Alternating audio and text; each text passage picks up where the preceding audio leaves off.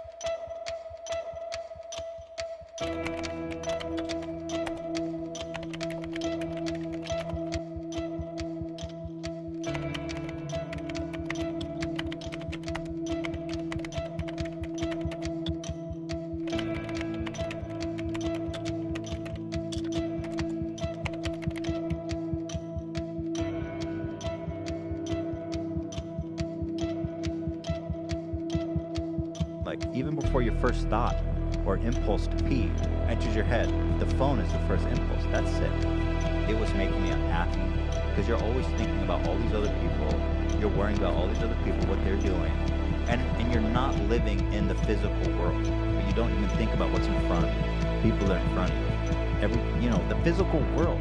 And I have this feeling too that spending so much time on social media actually impairs my thoughts. I feel like I don't think as clearly or as freely because it literally just is a distraction.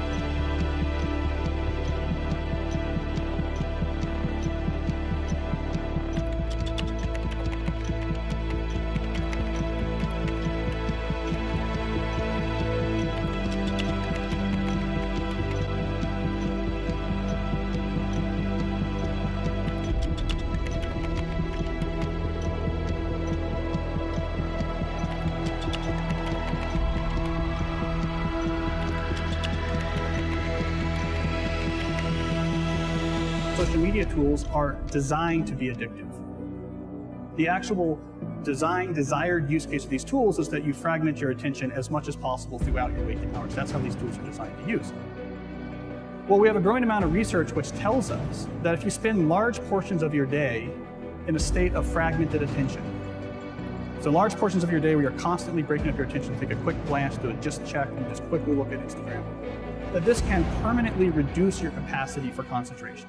I'm especially worried about this when we look at the younger generation coming up, which is the most saturated in this technology.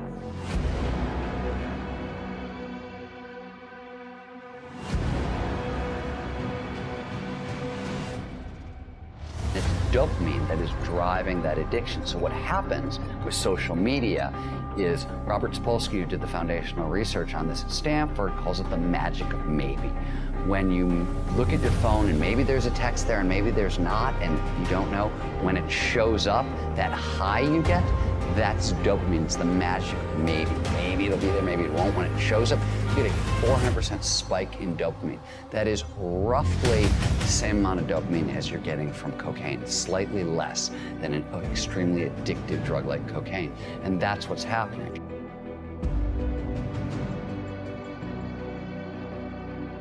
We really care what other people think of us. So for example, you know, when you upload a new photo, a new profile photo of yourself on Facebook, that's a moment where our mind is very vulnerable to knowing what other people think of my new profile photo. And so when we get new likes on our profile photo, Facebook, knowing this, could actually message me and say, oh, you have new likes on your profile photo. And it knows that we'll be vulnerable to that moment because we all really care about when we're tagged in a photo or when we have a new profile photo. And the thing is that they control the dial, the technology companies control the dial for when and how long your profile photo shows up on other people's news feeds. So they can orchestrate it so that other people more often end up liking your profile photo over a delayed period of time, for example, so that you end up having to more frequently come back and see what the new likes are.